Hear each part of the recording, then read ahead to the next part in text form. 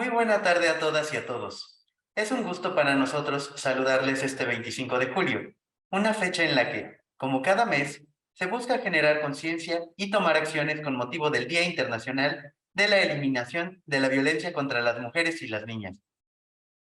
En esta ocasión, tenemos el honor de contar con la presencia de tres grandes profesionistas dedicadas a la erradicación, atención y prevención de la violencia contra las mujeres. Todas ellas con una amplia trayectoria en el ámbito académico, investigación científica, procuración de justicia y en el terreno político-legislativo, quienes hoy nos compartirán su opinión sobre un tema que por su relevancia y sensibilidad debe ser atendido por mujeres expertas en la materia. Damos la bienvenida a la licenciada Laura Imelda Pérez Segura, diputada federal en la 65ª legislatura, impulsora de la iniciativa con proyecto de decreto que reforma el artículo 225 del Código Penal Federal, conocida como Ley Ingrid. A la doctora Adriana Peinbert Reyes, profesora e investigadora de tiempo completo de la Academia de Comunicación y Cultura de la Universidad Autónoma de la Ciudad de México, y a la licenciada María del Pilar García Landa, agente del Ministerio Público, adscrita a la Unidad Especializada en Delitos Sexuales y Ciberacoso contra las Mujeres. De igual forma, se encuentra con nosotros la magistrada presidenta del Tribunal Electoral del Estado de Puebla, maestra Norma Angélica Sandoval Sánchez, a quien en este momento cedo el uso de la voz. Muy buenas tardes. Agradezco y doy la bienvenida a la doctora Adriana Peinbert Reyes, profesora e investigadora de tiempo completo de la Academia de Comunicación y Cultura de la Universidad Autónoma de la Ciudad de México, y a la licenciada María del Pilar Galicia Landa, agente del Ministerio Público, adscrita a la Unidad Especializada en Delitos Sexuales y Ciberacoso de la Fiscalía Especializada en Investigación de Delitos de Violencia de Género contra las Mujeres.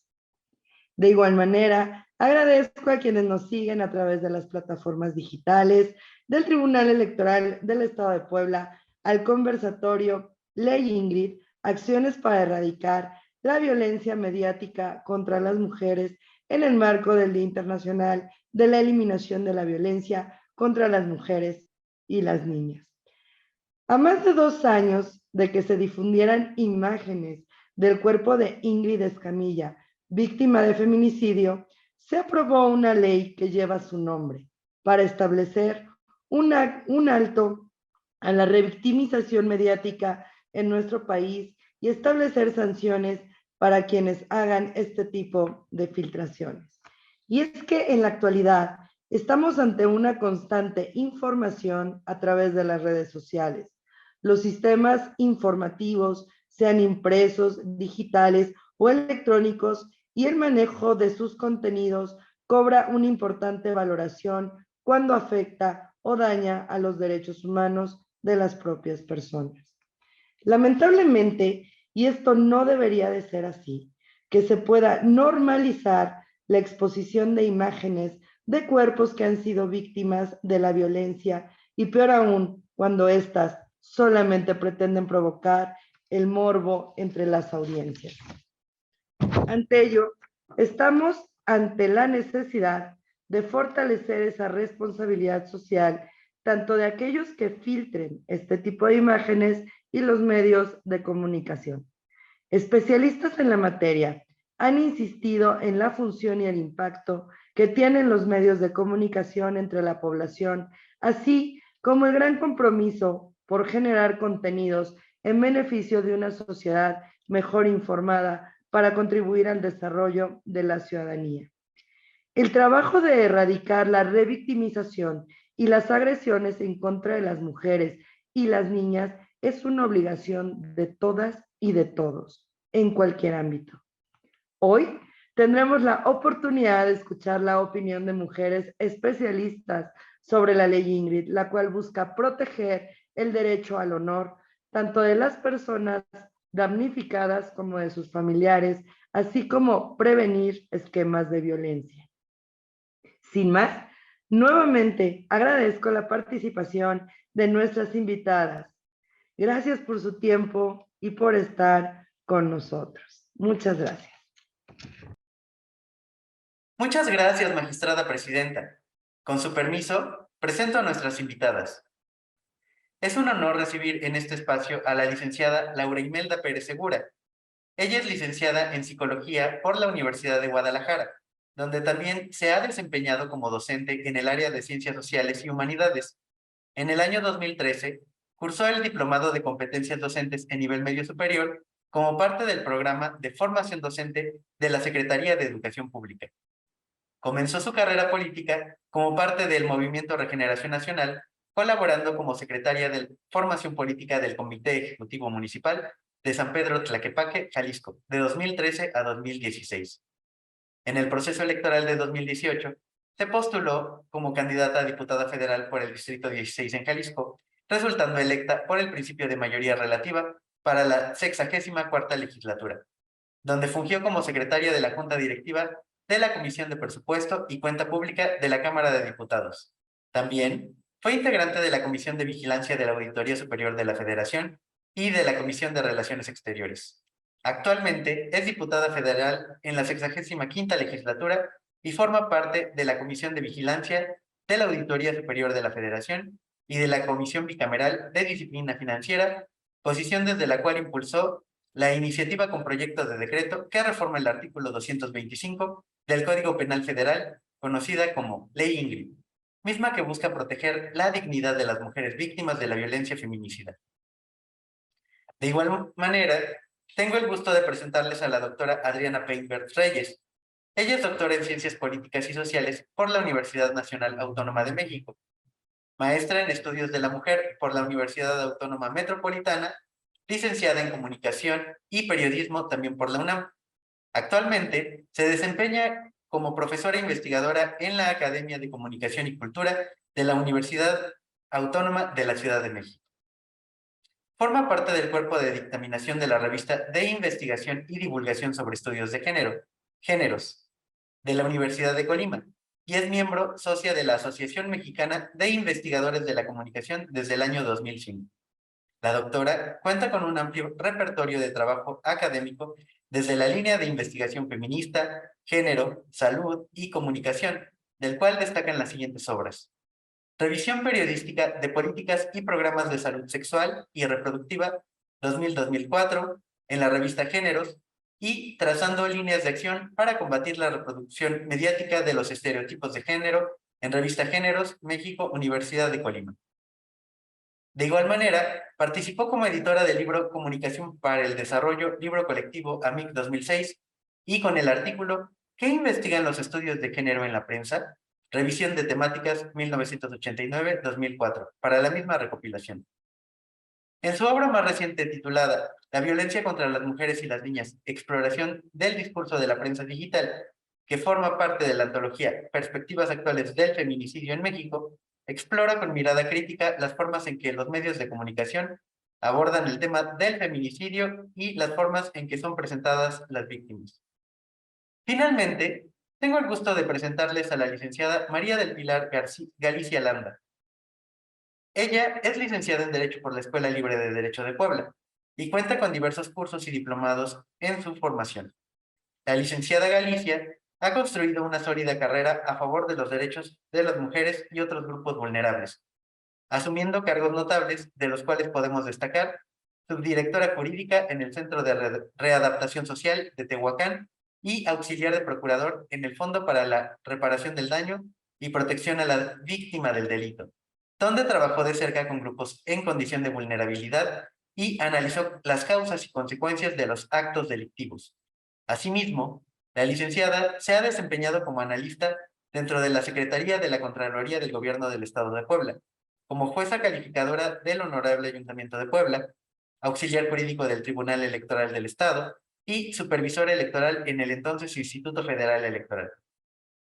De igual manera, se ha desempeñado dentro de la Fiscalía General del Estado como agente del Ministerio Público en la Fiscalía de Secuestro y Delitos de Alto Impacto, y actualmente como agente del Ministerio Público en la Unidad Especializada en Investigación de Delitos Sexuales y Ciberacoso de la Fiscalía Especializada en Investigación de Delitos de Violencia de Género contra las Mujeres, donde ha podido evaluar la situación en que se encuentran las mujeres en el Estado y la importancia de atender las violencias patriarcales. Sean todas ustedes bienvenidas. Ahora, para continuar con nuestro programa, cedo el uso de la voz a la magistrada presidenta Norma Angélica Sandoval Sánchez. Licenciada diputada Laura Imelda Pérez, queremos saber qué es y cómo surge la ley Ingrid.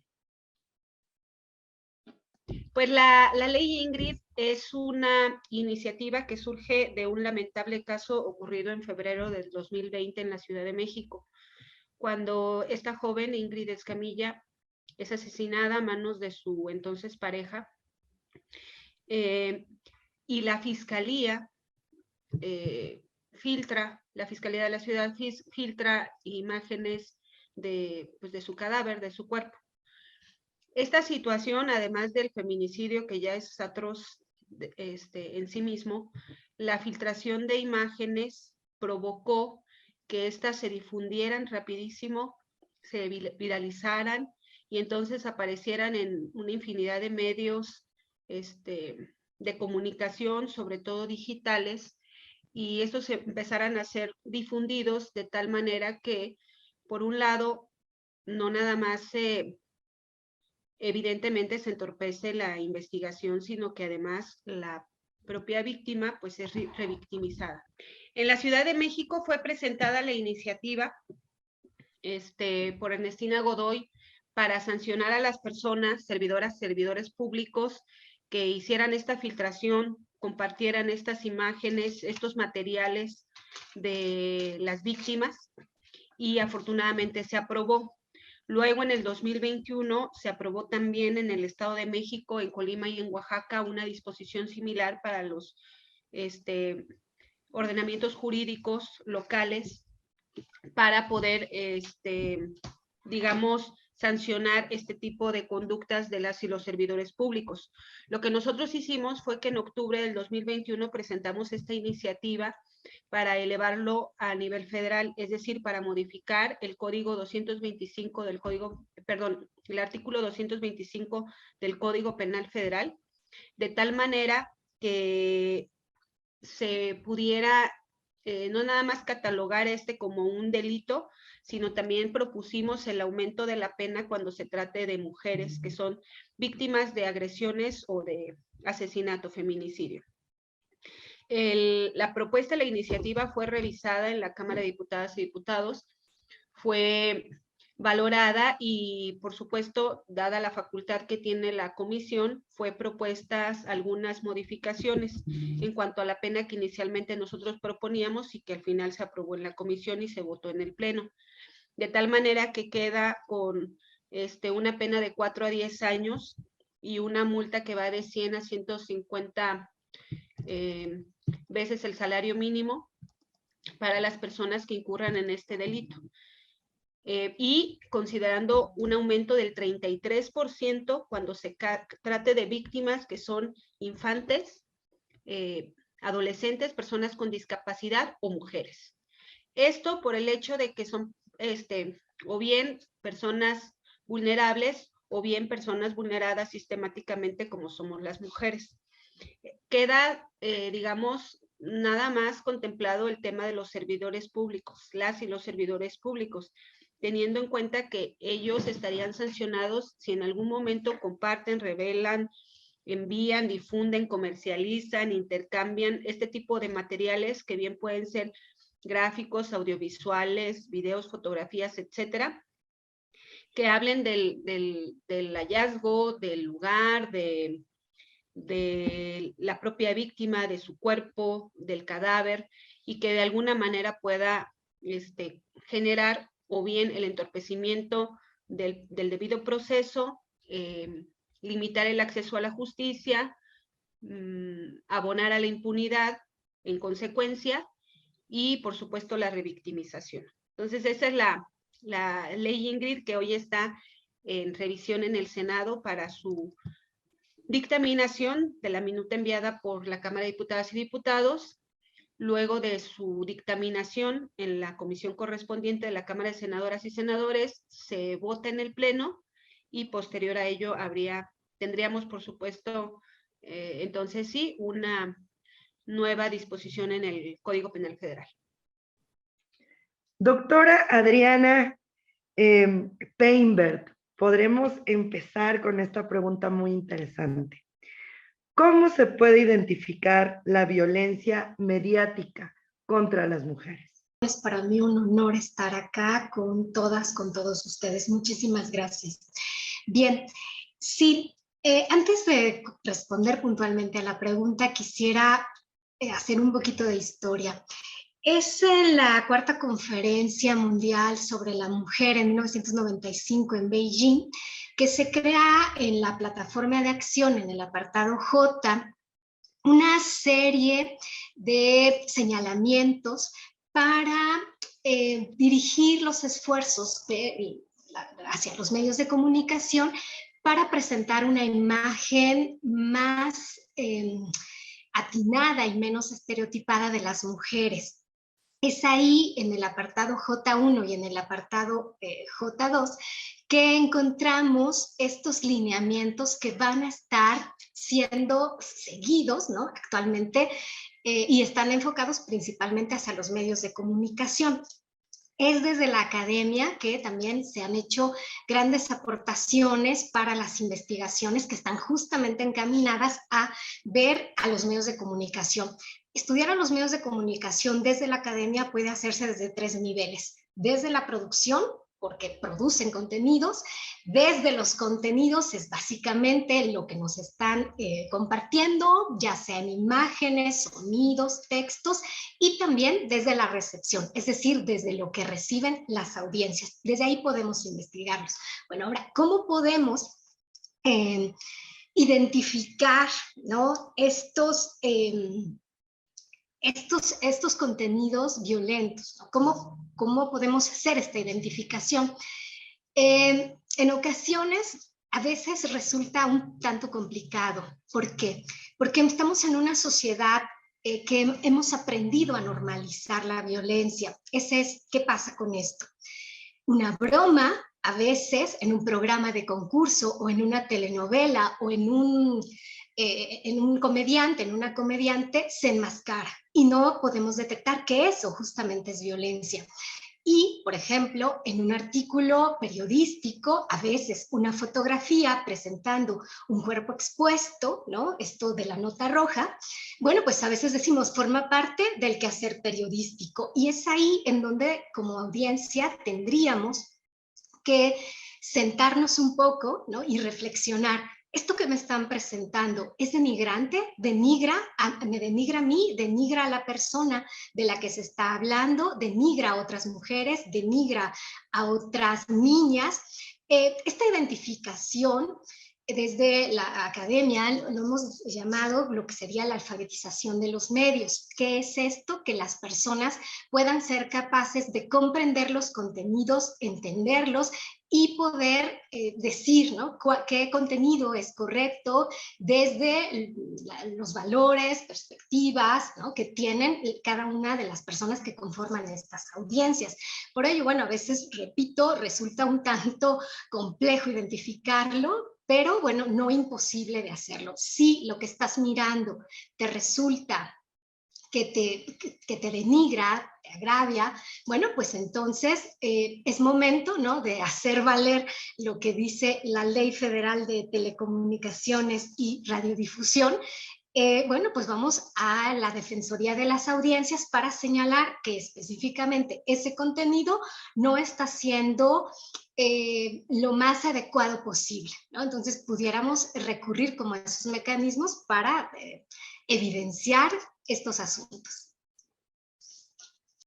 Licenciada María del Pilar Galicia, la pregunta, lo que nos interesa en esta primera ronda saber es ¿qué derechos humanos se transgreden al hacer públicas las fotografías de las mujeres víctimas de feminicidio?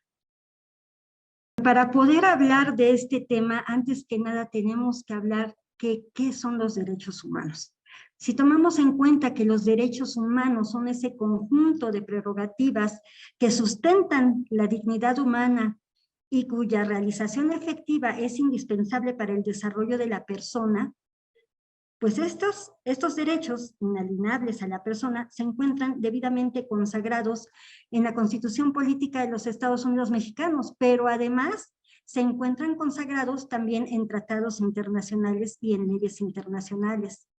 Estos derechos humanos sabemos que deben ser inherentes a todos seres humanos sin distinción alguna, ni nacionalidad, ni sexo, ni orientación sexual, ni lengua, ni cualquier otra distinción.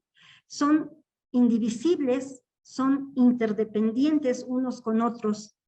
Por lo tanto, todos estos derechos humanos en cada persona deben de ser de todos y se deben de respetar no solo por las personas, sino también por el Estado, que estamos obligados a promover, respetar y garantizar esos derechos humanos del individuo. Pero si tomamos en cuenta que la misma Ley General de Víctimas y la Ley General de Acceso a las Mujeres a una Vida Libre de Violencia establecen justamente que cualquier tipo de violencia tiene derecho a que se le garantice la seguridad, la protección y el bienestar físico y psicológico. Es decir, tanto su intimidad, pero más allá de ello, su dignidad. ¿Qué quiere decir esto? Que estos dos derechos humanos, como es la intimidad, el derecho a tu intimidad y el derecho a la dignidad, ya que la divulgación de una fotografía o imágenes, videos, o como quiera que sea, constituyen una lesión a la dignidad de las víctimas, pero no nada más de las víctimas directas sobre las que recae justamente el daño, sino de las víctimas indirectas o ofendidos, porque también se transgrede. Ya no es lo mismo recordar a tu ser querido, como lo recordabas, a ver una fotografía o una imagen donde está desollada la persona, no va a ser lo mismo. Y por supuesto que está afectando no nada más esa dignidad, sino también la memoria de las víctimas, que dónde quedan esas víctimas. Y si tomamos en cuenta que la dignidad es una cualidad esencial de todo ser humano y es un atributo universal a cada uno de nosotros, pues esta dignidad es inherente a las personas y por lo tanto esta dignidad humana no solo se consagra en la misma Constitución Política de los Estados Unidos Mexicanos, sino también en una Declaración Universal de Derechos Humanos y también en los pactos de derechos civiles y políticos, en los cuales está consagrada que esa dignidad, pues todos los seres humanos antes que nada nacen iguales, libres, iguales en derechos, en razón y de conciencia. Y todos estos derechos pues se deben aplicar sin ninguna raza, color, sexo, idioma o religión.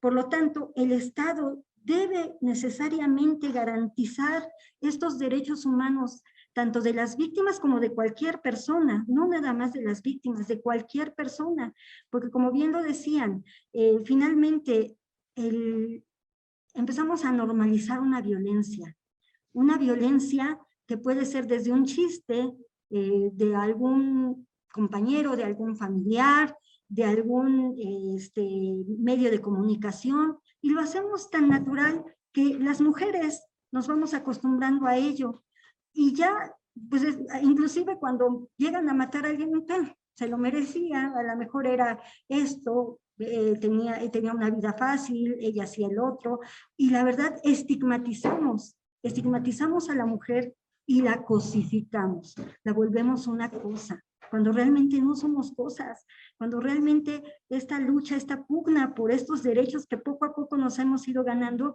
pues es indispensable. Por lo tanto, los derechos humanos que se transgreden son la dignidad, la violación a la intimidad también y la memoria de las víctimas.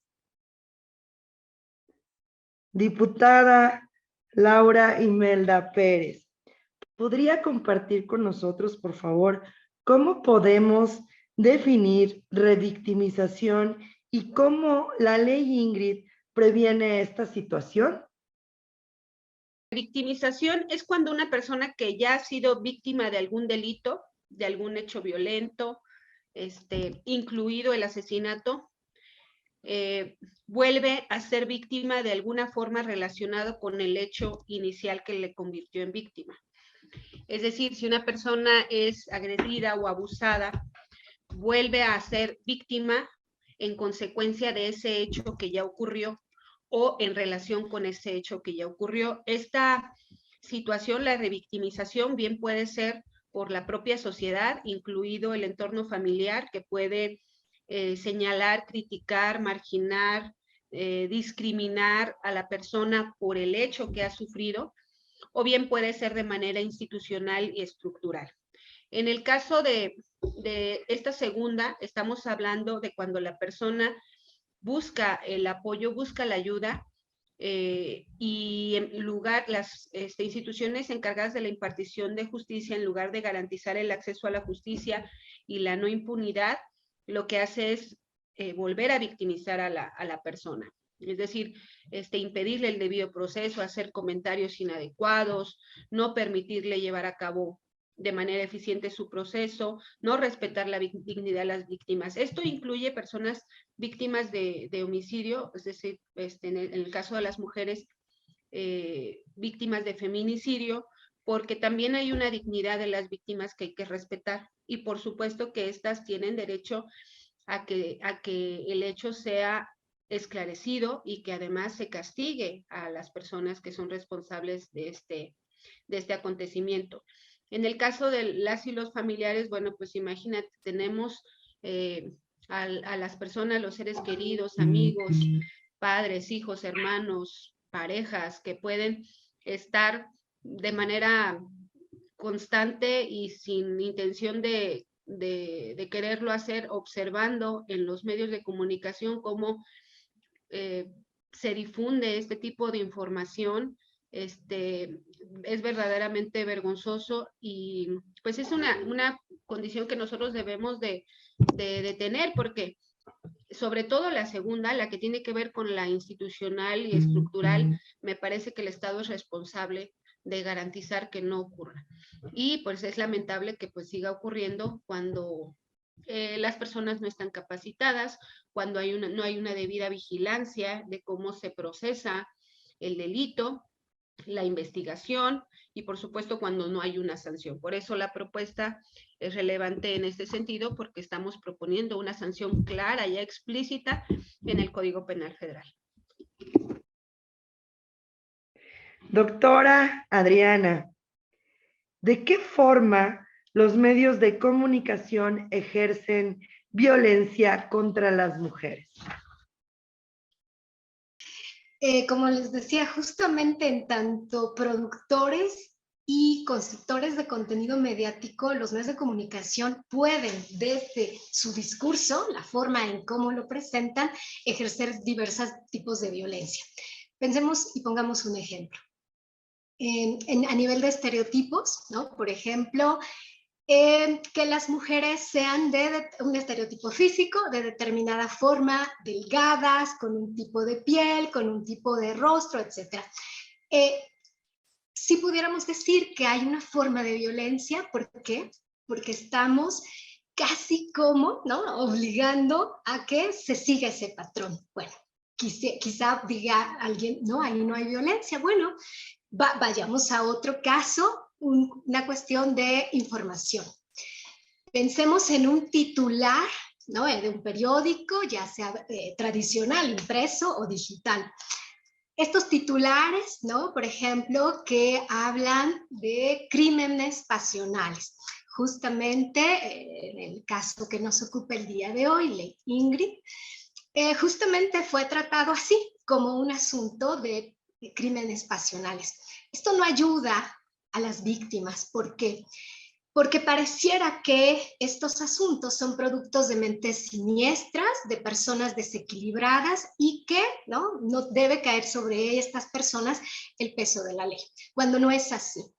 Estos tratamientos informativos sobre los que se construye una noticia a veces hace pues esto, deja en indefensión a las víctimas, las vuelve a revictimizar y a toda la familia y a toda la sociedad, y nos deja como mujeres, como grupo, en una indefensión, ¿no? Como si fuéramos vulnerables, o que la manera en cómo nos nombran el lenguaje que se ocupa, o a veces se hace un espectáculo narrativo de los feminicidios, y en ocasiones esto no ayuda tampoco. ¿Por qué? Bueno, pues porque pareciera, ¿no?, que estamos haciendo una apología del delito, en vez de estar haciendo una información veraz, oportuna, precisa y concisa, como dicen pues, las máximas del periodismo. Bueno, en estos asuntos sí que se ejerce violencia contra las mujeres, pero bueno, podemos hacerlo que también contra cualquier grupo que sea vulnerable, como los ancianos, la comunidad LGBT+, ¿no?, como las niñas, los niños. Es decir, sí, los medios tienen una enorme responsabilidad y necesitamos estar ahí atendiendo, analizando y revisando muy puntualmente lo que están publicando, transmitiendo, porque sí, ahí se puede presentar estos asuntos que ya la palabra que hemos venido repitiendo, como se ha normalizado, en ocasiones no entendemos. Pensemos en una telenovela, ¿no? Y en la telenovela Juan le grita a María: es que eres mía, es que estos asuntos que a veces se normalizan y dices, bueno, ¿no?, este discurso que a veces decimos es para entretenernos, ¿no?, es el entretenimiento. Hay que ver qué subyace en él, ¿no?, qué está sucediendo. Lo que nos están haciendo, pues, es una reproducción y una perpetuación de discursos patriarcales, machistas, sexistas, homofóbicos, etcétera, pero que hay, bueno, que irlos detectando, ¿no? Hay que irlos entendiendo justamente, bueno, lo que ya hablábamos, ¿no?, con esta sensibilidad que vamos a ir adquiriendo como audiencias, y con pues este tipo de iniciativas como la que se está haciendo el día de hoy, en la que se les está diciendo a las audiencias, bueno, pues pongamos atención, encendamos todos los focos. Gracias. Licenciada Pili, ¿cuáles son los mecanismos de reparación del daño? Sí, mira, antes que nada quisiera yo hablar de esta ley Ingrid. La ley Ingrid no es una ley como tal, sino es ese conjunto de reformas que se están realizando. Primeramente se realizaron en la Ciudad de México. Hay una una reforma el 8 de febrero de 2020 que surge en la Ciudad de México con motivo de esta situación y de la muerte de Ingrid, y han sido realmente pocos los estados los cuales iniciaron esta ley y de los cuales, aparte de todo, ya tipificó esta conducta, la conducta de no darle difusión a estas fotografías, a estos videos. Han sido muy pocos. Entre ellos tenemos justamente a Colima, tenemos a Oaxaca, tenemos también a la Ciudad de México, que ya se publicaron estas leyes, unas desde el 20 de junio de 2020 y en otras el año pasado. Puebla aún se encuentra en esa fase. Ya se realizó una iniciativa de ley por parte de Puebla, pero sin embargo, a la vez no se han puesto de acuerdo los diputados en relación a esta iniciativa que fue el 4 de marzo de 2020.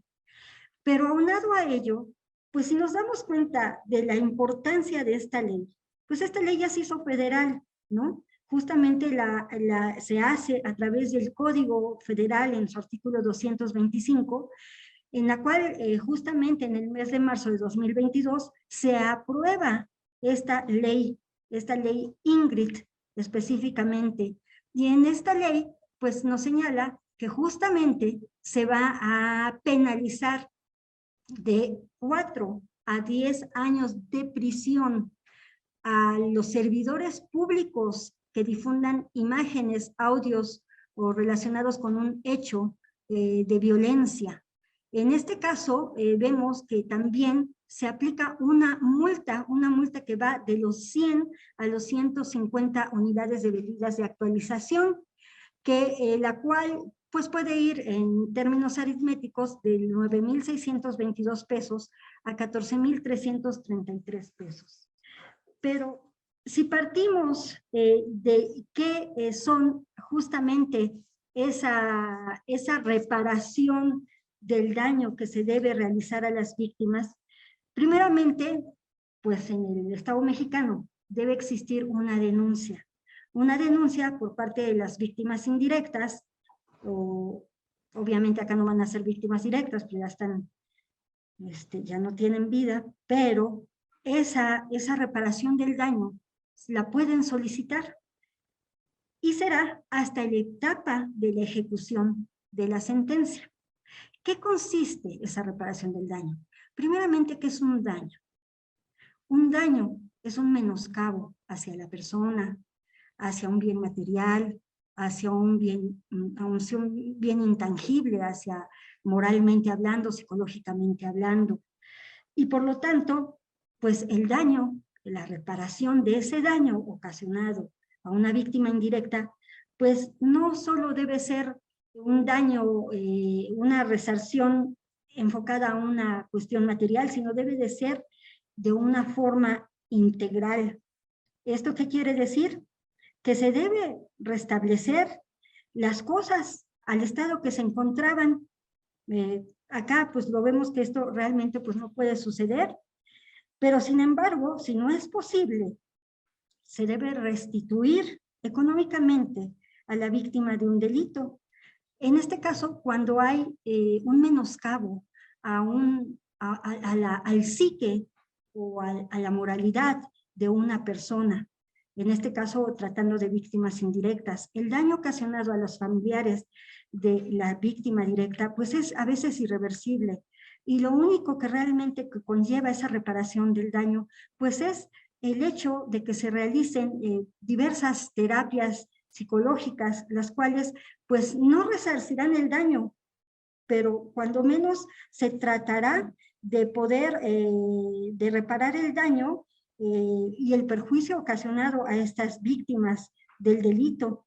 Si tomamos en cuenta también que el Estado tiene la obligación, independientemente de las sanciones que se lleguen ya en un juicio penal, a las sanciones que se establezcan por el propio juez de ejecución, pues también el Estado tiene la obligación de reparar ese daño.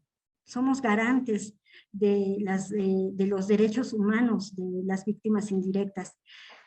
Y tan es así que existe la Corte Interamericana de los Derechos Humanos, las cuales, como hemos visto, podemos acudir o pueden acudir las víctimas de los delitos a efecto de que se realice una reparación, de que se realicen sanciones, las cuales son vinculantes al Estado mexicano, ya que sabemos que México desde el año de 1981 forma parte de esa Corte Interamericana de Derechos Humanos. Y si no se hace justicia de una manera por parte de las autoridades mexicanas, pues por supuesto que se puede acudir ante la Corte Interamericana y las sanciones que se van a hacer, no nada más van a ser sanciones a los servidores públicos involucrados, inclusive a los que tengan que garantizar esos derechos humanos, no nada más al policía que exhibió esa fotografía, que la divulgó, sino inclusive vamos acá de por medio hasta agentes de ministerios públicos, incluyendo los jueces, ¿no? Entonces, esos son los mecanismos de reparación del daño que se pueden llevar a cabo por parte de las víctimas. Diputada Laura Imelda Pérez, bueno, desde su perspectiva, ¿qué efectos tiene la publicación de imágenes de mujeres víctimas de algún delito en esta gran brecha de desigualdad? Yo creo que en primer lugar tiene que ver con la normalización de la violencia en contra de las mujeres. Específicamente hablando de las mujeres, por supuesto, como ya lo dijimos, incluye otro tipo de víctimas en la propuesta que nosotros hicimos y que se aprobó para el caso de las sanciones, de la pena. Pero hablando específicamente de las mujeres, estamos hablando de la normalización de la violencia contra nosotras. Eso es por un lado, que se normaliza y se comercializa, se difunde de tal manera que las mujeres, nuestro cuerpo sigue siendo un objeto de mercadotecnia y para elevar ratings y para vender aún después de muertas y cuando hemos sido atacadas y cuando hemos sido víctimas de un delito de este tipo. Por otro lado, la brecha de desigualdad se incrementa cuando no podemos acceder a la justicia de manera eficiente. ¿Por qué? Porque se difunden este tipo de imágenes, este tipo de materiales, no se lleva a cabo el debido proceso y por supuesto que se incrementa la posibilidad de impunidad en este tipo de casos. Yo creo que serían las principales, la utilización de nuestros cuerpos, la normalización de la violencia y el impedimento del acceso a la justicia.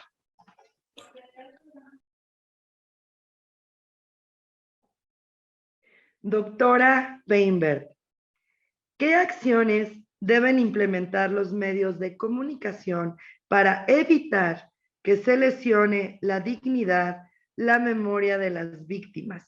Como por ejemplo la reciente publicación del Manual para la Cobertura de Violencia contra las Mujeres y Feminicidios en México de la ONU. ¿Qué otras medidas, qué otras acciones los medios de comunicación pueden implementar para erradicar este tipo de violencia? Este documento, este manual, me parece una gran herramienta de fácil acceso para las y los comunicadores, porque en él lo que encontramos básicamente son los ejemplos, los marcos legales desde los cuales se está sustentando lo que se dice, es decir, ¿por qué no poner una fotografía, ¿no?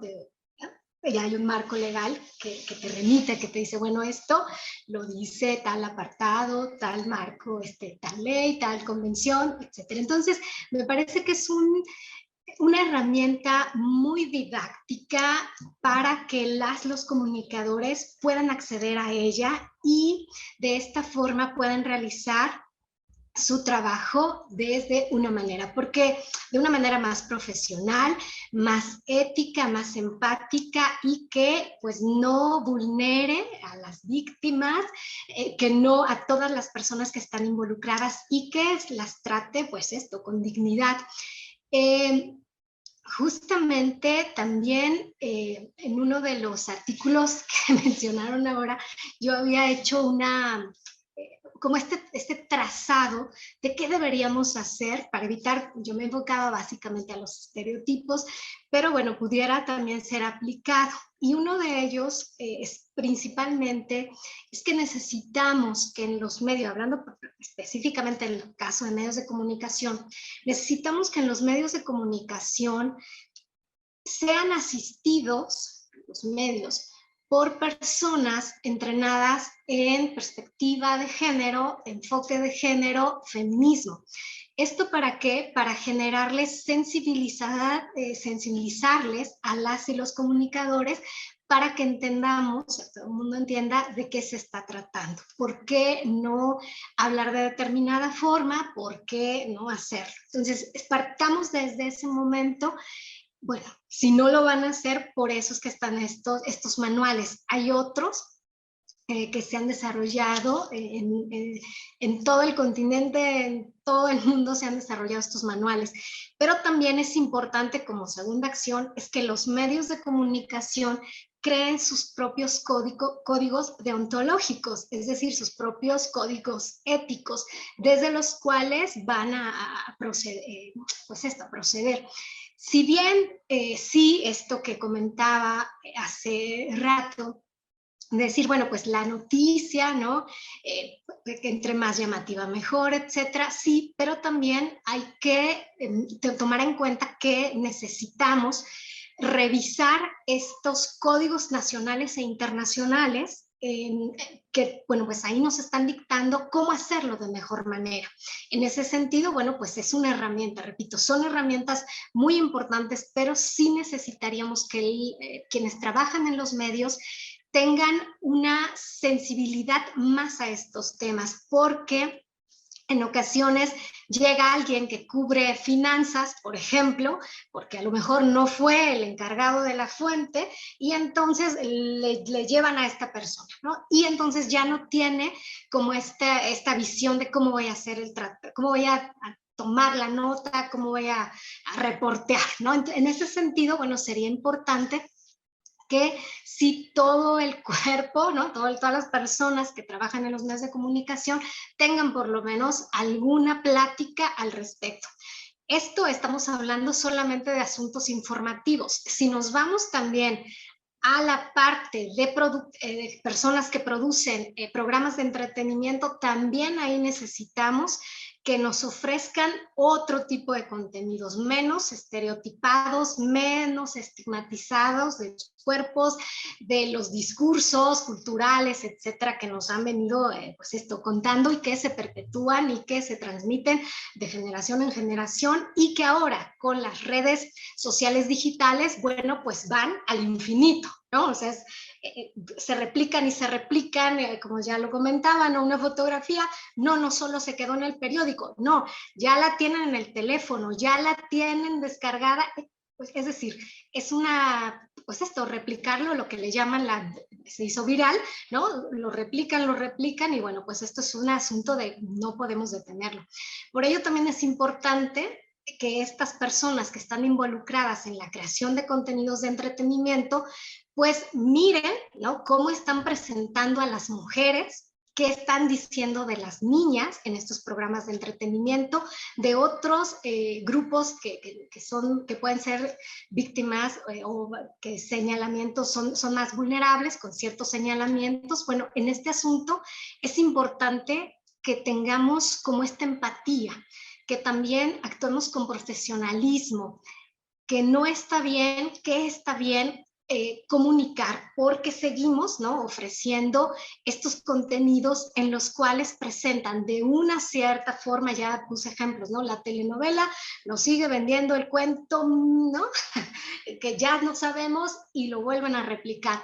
La nota roja difícilmente a veces, ¿no? Ya lo hemos encontrado más, el artículo que también mencionaron sobre cómo fueron presentados la violencia contra las mujeres en este libro sobre el feminicidio, perdón, encontramos justamente eso en esta investigación.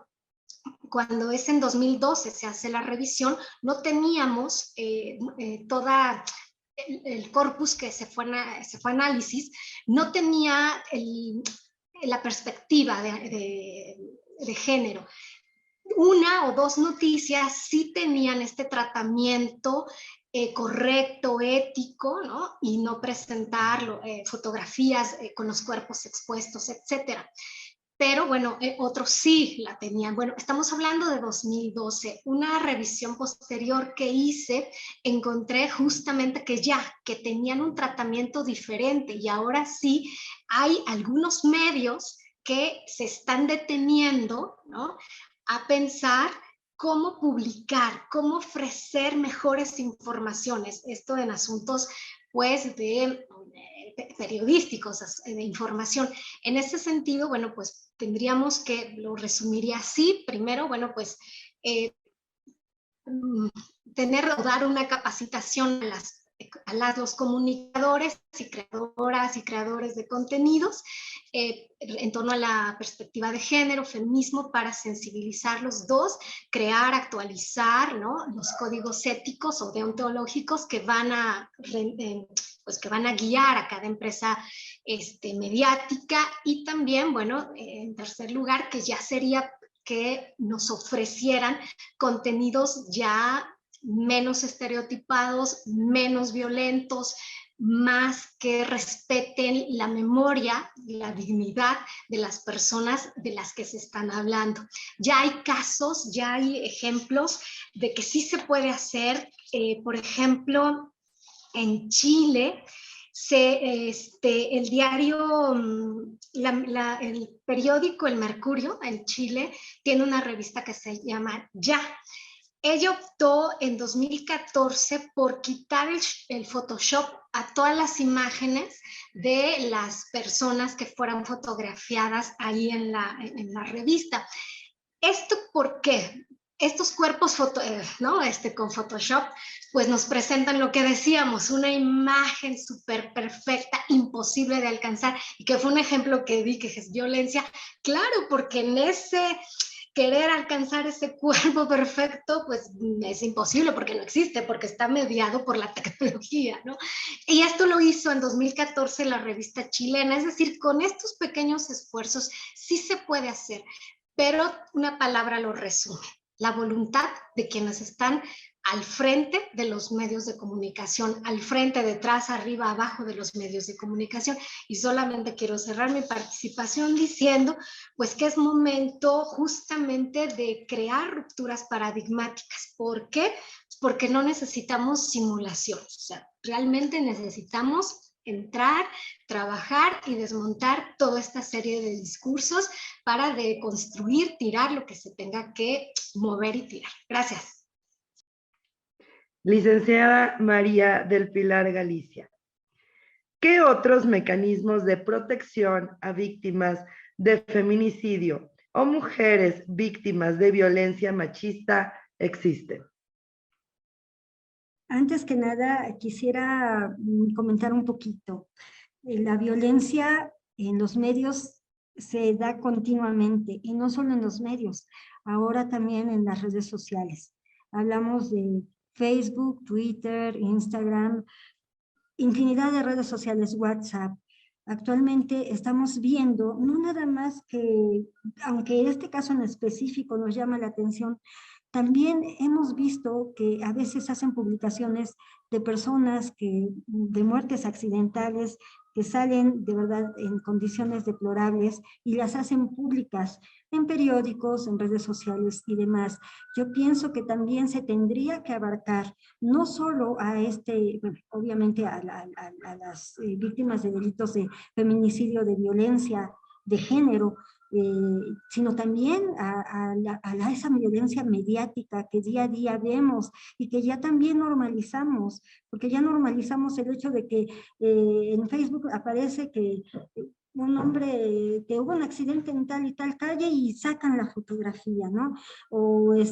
Y eso lo vemos también desde hace tiempo. No sé si recuerden este caso de cuando esta niña que apareció en medio de su cama, que hicieron un verdadero teatro por esa noticia, y nos dedicamos y enfocamos esa noticia. ¿Cuántos meses nos tuvieron así los medios de comunicación? Ahorita también con esta niña, esta mujer adolescente de Monterrey, creo que fue de Monterrey, también la han hecho más mediático, más circo, que realmente abocarnos a la protección de su familia, de realmente abocarnos a la protección de su familia, de sus amistades, de su gente cercana. Y pues bueno, partiendo de eso, pues claro que existen medidas de protección. Esas medidas de protección que se deben otorgar a las víctimas se encuentran contempladas en la Constitución Política de los Estados Unidos Mexicanos, pero también en un Código Nacional de Procedimientos Penales. Y específicamente esas medidas de protección a la autoridad la hacen que garantice esa seguridad de las víctimas. Y tan es así que estas se encuentran contempladas en el artículo 137 del Código Nacional de Procedimientos Penales. Y estas son especialmente, pues, la prohibición, entre unas de ellas.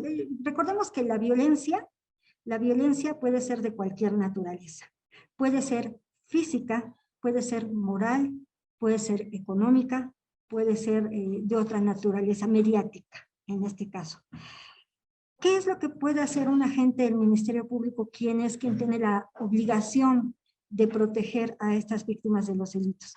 Pues puede girar órdenes de protección, las cuales van a consistir en diversas medidas que van a ser desde la prohibición de acercarse a la víctima o a la ofendida, en este caso, por parte del sujeto activo o el imputado, hasta la limitación de asistir al domicilio donde viva estas personas, en este caso las víctimas indirectas.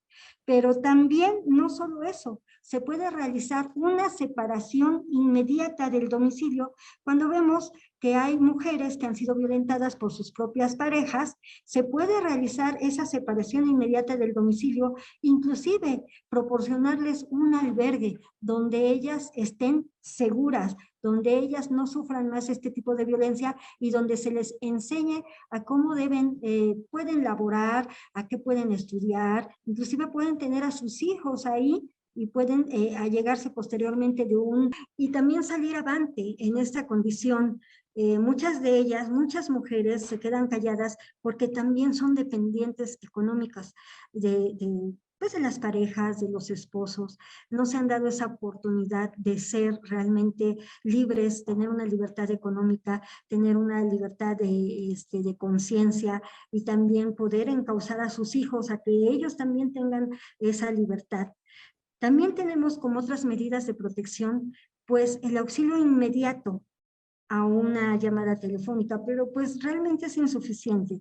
Nosotros realmente hacemos este tipo de medidas de protección todos los días, se manda a través de la Secretaría de Seguridad Pública, se le hace saber el por qué se le está brindando a la mujer, a la persona, a la víctima de un delito, esa medida de protección y durante qué tiempo se va a realizar esa medida de protección. La duración máxima es hasta de 2 meses. En esos 2 meses se puede volver a solicitar esa medida de protección o probablemente ya hayamos judicializado las carpetas de investigación y en las cuales se logre que esta persona, el sujeto activo, se encuentre ya pues a través en una prisión preventiva, ya sea oficiosa o ya sea justificada. También, aparte del auxilio de llamada inmediata, pues tenemos lo que son los rondines en las casas, habitaciones o en el trabajo, donde las víctimas han sido violentadas, ya sea por cualquier medio. En este caso, bueno, a nosotros nos han llegado personas que han sido violentadas, no nada más físicamente por sus parejas, sino actualmente también tenemos estos delitos nuevos que son el ciberacoso y la violación a la intimidad sexual. Y este ciberacoso es este hostigamiento a través de las redes sociales o de cualquier que se hacen a las víctimas y las hacen de manera constante y que provocan que estas personas, que estas víctimas, pues no tengan esa paz social. Y por lo tanto también se les puede brindar, por supuesto, esa medida de protección. Pero también en la actualidad se han aumentado esos delitos de violación a la intimidad sexual que consisten en esas imágenes sexuales que en muchas ocasiones la propia víctima envía a una persona que quiere, que le resulta tenerle esa confianza necesaria, ya sea novio, amigo, alguna pareja, alguna relación sentimental que hayan tenido, y esas imágenes las divulgan las mismas parejas, las mismas personas con las cuales tienen ese vínculo y en las cuales pues precisamente también se busca salvaguardar esa integridad de esas personas, pero nosotros en muchas ocasiones solicitamos a Policía Cibernética de baja esas publicaciones, no sin antes ya tener nosotros los suficientes indicios de que existen esas publicaciones para preservarlas. Se deben de preservar para que en determinado momento podamos judicializar esas carpetas de investigación. Por lo tanto, pues esas son prácticamente las medidas de protección que adoptamos en la Fiscalía, porque pues tenemos la obligación de hacerlo y como bien decían, debemos de ser empáticas. Si alguien nos pide una medida de protección, no es porque quiera pedirla o porque esté jugando y se le ocurrió ese día pedir una medida de protección. Las medidas de protección se piden cuando ya la víctima ya está cansada, ya está acosada, ya tiene miedo, ya no puede aguantar más esa situación y pues nosotros como servidores públicos tenemos la obligación de proporcionarlas. Entonces, sí, si esas medidas de protección no se llegan a realizar por parte del servidor público, en este caso ministerios públicos, para eso existen también controles judiciales previos, es decir, ante el juez de control se van a solicitar tanto por el asesor jurídico, las puede solicitar o por la propia víctima, y así estar en condiciones de que se le garantice la seguridad a estas víctimas de delito. Diputada, a partir de su experiencia como profesional y como mujer, ¿de qué otra forma consideraría que se puede combatir la violencia mediática contra las mujeres desde nuestra cotidianeidad? Bueno, desde nuestra cotidianidad yo creo que primero resaltar que es un compromiso de todas y todos combatir este tipo de de situaciones, no nada más la violencia, sino la revictimización. Desde el ámbito legislativo tiene que ver con hacer propuestas, modificaciones a la ley, implementar penas, incrementarlas, tipificar bien los delitos, etcétera. Pero desde el ámbito cotidiano, desde mi punto de vista, que abonamos, creo que abonamos muchísimo, primero no consumiendo este tipo de materiales, no consumiéndolos ni difundiéndolos. Si nosotros lo recibimos, lo compartimos y lo usamos para estarlo, digamos, utilizando de alguna manera, caemos en promover este tipo de prácticas, estamos alentándolas. Por otro lado, denunciando por cualquiera de los medios, ya sea un medio formal, es decir, presentar una denuncia, una queja, pero también hacerlo de manera pública en redes sociales.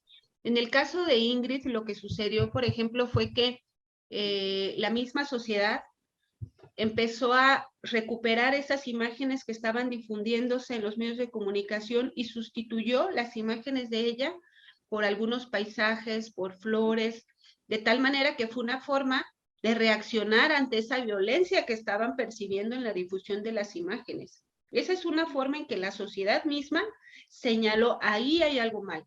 Esa es una conducta violenta, están revictimizando a la víctima, a Ingrid, y es una conducta violenta en contra, no nada más de ella, sino de las mujeres, porque están utilizando el cuerpo de las mujeres para estar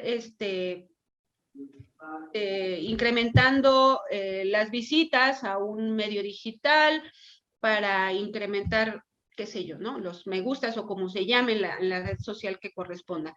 Entonces, ese señalamiento y esa reacción de la sociedad ante esto que está ocurriendo, me parece que es una prueba muy, muy palpable de cómo la sociedad sí podemos hacer el reclamo de muchas formas. Esa fue una.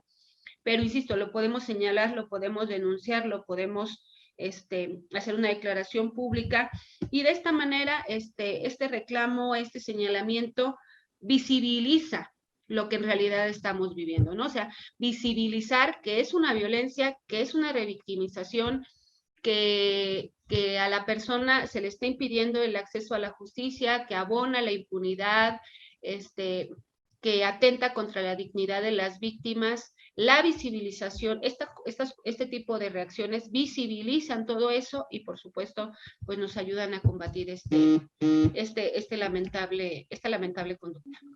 Doctora Adriana, ¿me podría decir, a partir de su experiencia como profesional y como mujer, de qué otra forma consideraría que se puede combatir la violencia mediática contra las mujeres desde nuestra cotidianeidad? Hablábamos que cada una desde la trinchera que tenemos, yo estoy en la docencia, desde ahí podemos ocupar esa tribuna, por decirla así, para ayudar, ¿no?, a que se vea de otra forma el contenido de violencia que tienen los medios. Justamente yo me dedico a la docencia y pues las líneas de investigación que tengo justamente son enfocadas al género, a feminismo, género, salud, género, comunicación, y justamente es ahí mostrarles a las estudiantes, a los estudiantes, cómo podemos detectar contenidos mediáticos. Obviamente forman parte de su currícula académica, ¿no? Hay una clase que se llama justamente así, la investigación de la producción, los discursos y la recepción de los medios de comunicación. Justamente en esa les enseñamos a hacer, ¿no?, este tipo de análisis para los medios de comunicación. Pero también no empieza ahí la labor, sino la labor empieza, no en ese curso, sino ir sensibilizando a estas generaciones de futuras comunicadoras, futuros comunicadores. También yo en alguna etapa de mi vida di clases en la Universidad Iberoamericana de la Ciudad de México, justamente periodismo, y ahí también les decía a mis estudiantes en aquellas ocasiones que, bueno, estaba justamente en la manera en cómo estábamos redactando, qué tipo de informaciones, cómo estábamos, pues esto, armando el contenido informativo para presentarlo a los lectores, bueno, la manera de hacerlo. Entonces, desde las tribunas que tengamos, podemos ocuparlas para mostrar este asunto de los medios de comunicación. Primero, la importancia que tienen en la vida cotidiana de las personas. Dos, cómo podemos crear desde las personas que están estudiando justamente en medios de comunicación, en periodismo, comunicación, etcétera, bueno, contenidos diferentes a los que tenemos, menos violentos, un nuevo tratamiento, un nuevo discurso, una nueva mirada, ¿no? De esto, de lo que estamos viendo, de la realidad, inclusive de los contenidos de ficción, ¿no? Todo lo que sea ficción puede tener un nuevo giro. Y esto, bueno, pues obviamente hay que entrenarles desde casa también. Es decir, si no somos o no estamos estudiando comunicación, vuelvo a lo que ya había comentado muy al inicio. Si eso que estoy mirando, si eso que estoy escuchando, canción, programa, etcétera, no me siento bien con la manera en que me representan, ya sea mujer, hombre, anciana, niña, niño, etcétera, también empezar a encender esas alarmas y decir, no estoy de acuerdo con ese contenido, y usar nuestro derecho como audiencias, ¿no? De decir y escribir cartas a ese programa o a esa revista o a al medio que sea, diciendo, bueno, no me parece este contenido. Yo creo que el poder de las audiencias lo tenemos que empezar a hacer valer, ¿no? Porque estamos en los domicilios, estamos ahí y necesitamos, bueno, estamos consumiendo medios de comunicación, ya sea tradicionales o digitales, y es importante, bueno, tenerlo en cuenta. Solamente quiero anotar un poquito sobre lo que decía la licenciada María del Pilar. Me parece muy importante todo lo que ella nos ha comentado y nos ha hecho muy puntual, y bueno, reconocerle su extraordinaria puntualidad en estos asuntos de las leyes que necesitamos. Sí, justamente lo último que anota es, hemos visto que con pues con las tecnologías digitales la violencia se ve en escalada. ¿Qué es esto? Se dispara porque escudados en el anonimato, las y los usuarios, y en el que no estamos frente a la otra persona, ocurre que nos damos rienda suelta a difamar, a contestar, a violentar, a pasar fotografías en donde mostremos imágenes de otras personas, ya sea ridiculizándolas, por ejemplo, a veces en un meme de alguien que se quedó dormido, con la boca abierta, y la ponemos. O esto que nos comentaba la licenciada, alguien se siente reportero, toma la fotografía del accidente y la sube. Y esto no puede ser. No son tiempos de la posverdad, son tiempos de regresar justamente al periodismo, a las bases que tiene el periodismo, no, porque ahí nos estamos saltando muchos principios, estamos agrediendo a la gente, como ya lo ha dicho también la magistrada. Si no queremos no ser tratados, ¿no? De una forma igual, no tratemos así. Entonces es como usar mucho el sentido común, mucho la lógica, yo decía, ir a las voluntades, ¿no? Bueno, eso sería todo. Muchas gracias. Licenciada María del Pilar, a partir de su experiencia como profesional y como mujer, ¿de qué otra forma consideraría que se puede combatir la violencia mediática contra las mujeres desde nuestra cotidianeidad? Pues, ¿qué puedo decir si honestamente ya la doctora Adriana ya lo mencionó todo? Realmente la conciencia la adquirimos desde casa. La educación, como dicen, se mama en casa. Si nosotros mismos permitimos que nuestros hijos tengan una libertad total en esos medios de comunicación, en esas redes sociales, pues aún nos conlleva este tipo de delitos. ¿Por qué? Porque los niños, las niñas, los adolescentes, pues aún no tienen ese control de sus emociones, no tienen todavía el bien y lo mal, lo que es bueno y lo que es malo, todavía no tienen esa capacidad de raciocinio. Y pues eso no nada más es para ellos, inclusive como decía la magistrada también, si a veces a nosotros mismos nos cuesta mucho la información que recibimos, que honestamente a veces es muy fuerte la información que recibimos, ahora imagínense los niños, las niñas, los adolescentes, es pero peor, no tienen todavía esa capacidad de comprender, de llevar a cabo.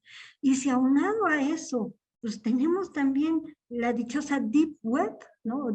Como Deep Web, donde pueden navegar a través de una red oculta y en esa red se ven asesinatos, secuestros, violaciones, vejaciones y demás, pues entonces imagínense a qué nos estamos enfrentando. La verdad, nos estamos enfrentando a una situación en la cual, si bien es cierto, la tecnología nos ha ayudado muchísimo a que nada más yo pusheo ahí Código Nacional de Procedimientos y me sale el código, o pusheo la Ley Ingrid y me sale todo lo en relación de la Ley Ingrid, pues también es cierto que nos están apareciendo cosas que no son apropiadas para cualquier desarrollo mental de cualquier persona. Hemos visto infinidad de casos de pornografía infantil, que ya se aparecen en cualquier sitio de internet como si fuera algo cotidiano, y lo peor del caso, lo estamos permitiendo. No podemos permitir que a un niño sea violentado, no podemos permitir que una mujer sea violentada, pero más, pues somos vulnerables. Pero imagínense esas personas que son violentadas en su propia casa, sino que la violencia surge en su propia casa, que han sido violentados, golpeados, vejados, han sido violados, abusados de forma sexual. Pues estamos desafortunadamente ante pues una sociedad que sí enferma, me cuesta trabajo decirlo, pero es enferma. Yo como recuerdo cuando mi abuela me decía, no veas eso, voltéate, y de verdad era voltearse y no verlo, y eso que no era lo que ahora ven. No sé si les ha tocado ver ahora que hay unas series que realmente Euforia y no sé qué, unas series disque para adolescentes, pero que realmente muestran violencia, muestran sexo, muestran drogadicción, muestran hasta cómo se pueden llevar a cabo los procedimientos para inhalar cocaína u otros diversos narcóticos. Entonces, pues sí nos estamos enfrentando ahorita a una realidad que no quisiéramos, pero existe. Entonces, pues, ¿de dónde vamos a partir? Pues desde casa, enseñando a tener a nuestros hijos valores, a tener esa ética de la cual habla la doctora, esa ética que debe de ir desde casa. Si yo no quiero que tú hagas eso, pues yo también debo de predicar con el ejemplo, porque si yo no predico con el ejemplo con mis hijos, pues obviamente pues también no lo van a hacer, ¿no? Entonces, todo, así somos los mejores consejeros de nuestros hijos, pero también el mejor ejemplo para ellos. Entonces, yo considero que sí, definitivamente tiene que ser desde casa, y como dice la doctora, ese periodismo debe estar basado en códigos de ética. Así como nosotros tenemos un código de ética en nuestro trabajo, porque lo tenemos, y a lo mejor no lo tenemos en casa, pero lo llevamos a cabo porque tenemos normas en casa, pues también debe existir un código de ética en los medios de comunicación. Ya no pueden estar transmitiendo una noticia cualquiera que sea, que degrade, que humille la dignidad humana de las personas. No podemos permitirlo. Y considero que sí se debería de tomar en cuenta una iniciativa por parte ya no a nivel estatal, sino a nivel nacional, para que se permita, para que no se permita el acceso a todo ese contenido de información que tenemos en las redes sociales o en el internet.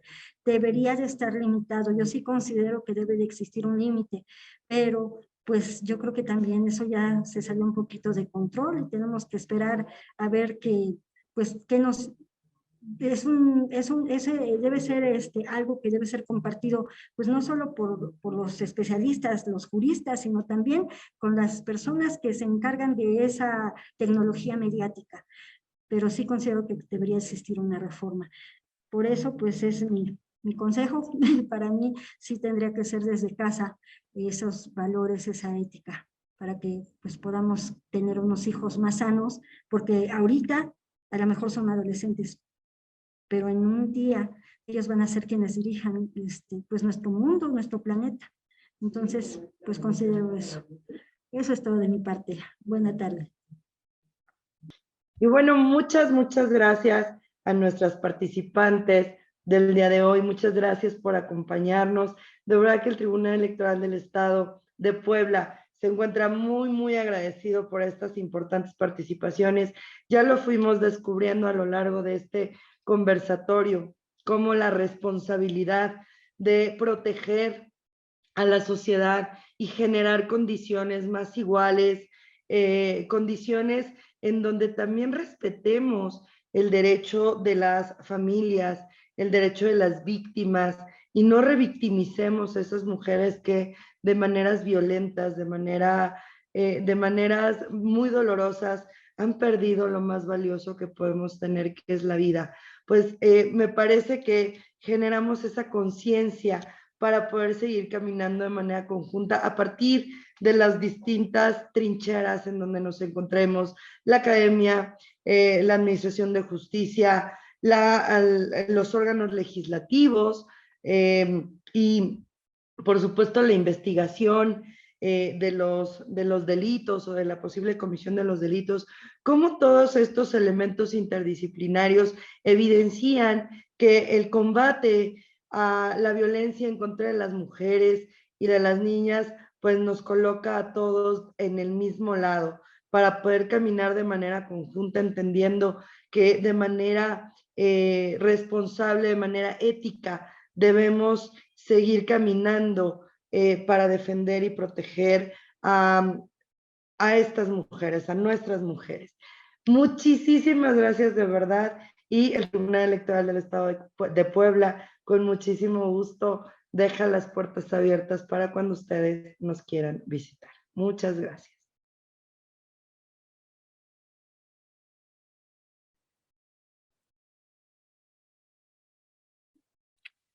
El Tribunal Electoral del Estado de Puebla otorga el presente reconocimiento a la licenciada Laura Imelda Pérez Segura, diputada federal de la 65ª legislatura, por su destacada participación como ponente en el conversatorio Ley Ingrid, Acciones para erradicar la violencia mediática contra las mujeres, impartido el 25 de julio de 2022.